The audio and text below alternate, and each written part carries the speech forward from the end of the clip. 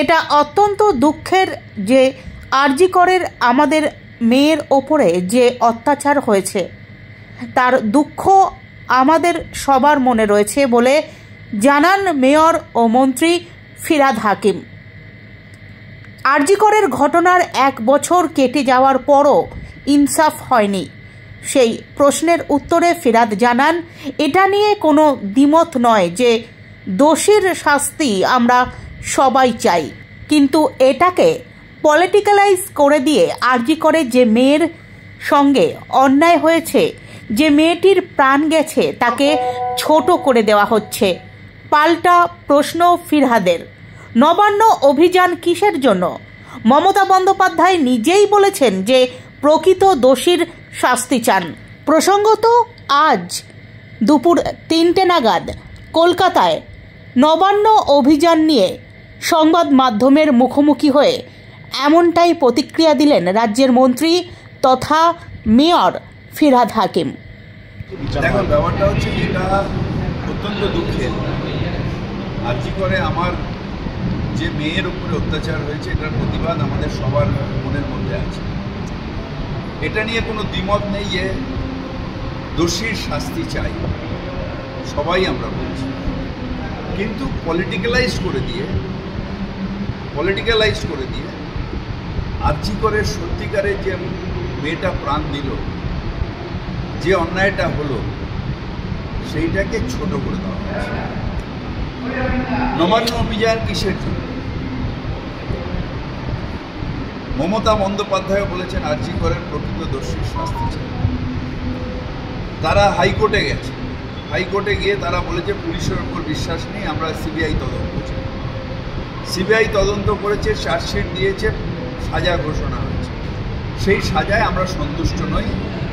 আমরা বিশ্বাস করি যে এটা যদি পুলিশ তদন্ত করতো তাহলে আমরা ফাঁসির হুকুম পেতাম, কিন্তু রাজনৈতিক কারণে তারা, যারা সব ব্যাপারে রাজনীতি করার জন্য হাইকোর্টকে ব্যবহার করেন, তারা কোর্টে গেছে, সিবিআই হয়েছে, আমাদের কোনো বক্তব্য নেই কোর্টের রায়ের বিরুদ্ধে।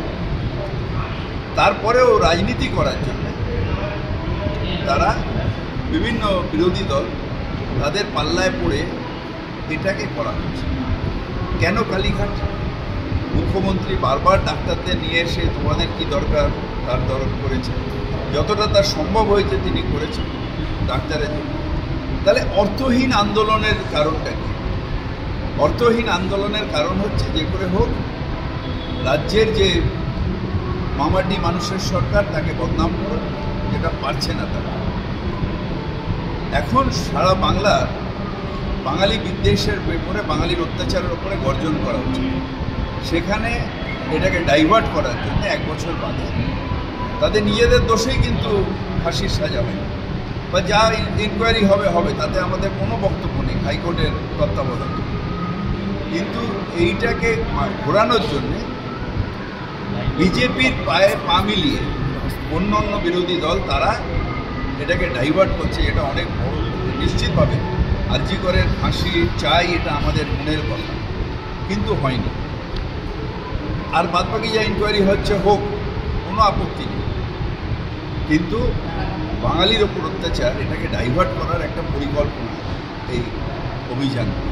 বিরোধী দলনেতা একটি দলের পক্ষ থেকে উপস্থিত রয়েছেন, বিজেপির পতাকা নিয়ে কিন্তু কর্মীরা আসছে, তারপরে কি আন্দোলন অরাজনৈতিক বলা যায়? এটা হচ্ছে যে যেহেতু হোঁচট খেয়ে পড়েছে তাই ডাইভার্ট হচ্ছে। কিসের অরাজনীতি?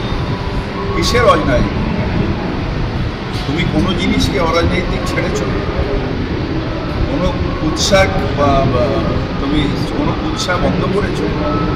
ব্যক্তিগত উৎসাহ করেছো? আর আজকেরটাও 100% রাজনৈতিক। আর মেয়ের মা, মানে রাজ্যপালের মৃত তরুণীর মা, কালকেও বলেছেন যে ওনারা মুখ্যমন্ত্রী পদত্যাগ চান এই 1 বছরের মাথায়। দেখুন, মানুষ মুখ্যমন্ত্রীকে মুখ্যমন্ত্রী করেছে। মুখ্যমন্ত্রীর বিরুদ্ধে যারা রাজনীতি করেছে, যে পার্টিরা দিয়েছে, তারা যদি সংখ্যাগরিষ্ঠতা করছে। আমরা এমএলএ, আমরা বলছি উনি আমাদের মুখ্যমন্ত্রী হবেন, বাংলার মানুষ বলছে। পদত্যাগ কোনোভাবে হয় না। আমার মনে হয় ওনাকেও প্রথম দিন থেকে মিসগাইডেড করা হচ্ছে রাজনৈতিক অভিসন্ধির মধ্যে উনিও সামিল হয়ে যাচ্ছেন। এটা বাঞ্ছিত নয়। আমরা সবসময় চাই তার মেয়ে এত বড় ঘটনা ঘটেছে, তার প্রতি আমাদের সমান সমবেদনা আছে। আমরা চাই উনি রাজনৈতিক থেকে নিরপেক্ষ থাকেন। মুখ্যমন্ত্রী তার বাড়িতে গিয়ে দেখা করেছেন, সব রকম সাহায্যের আশ্বাস দিয়েছেন। তারপরেও তিনি কিছু কিছু রাজনৈতিক দলের পাল্লায় পড়ে কোর্টে গেছেন, তারপরে সেখানে সিবিআই হয়েছে, আমাদের কিছু করার নেই। কিন্তু এটা অভিপ্রেত নয় যে ঘটনাটা ঘটছে।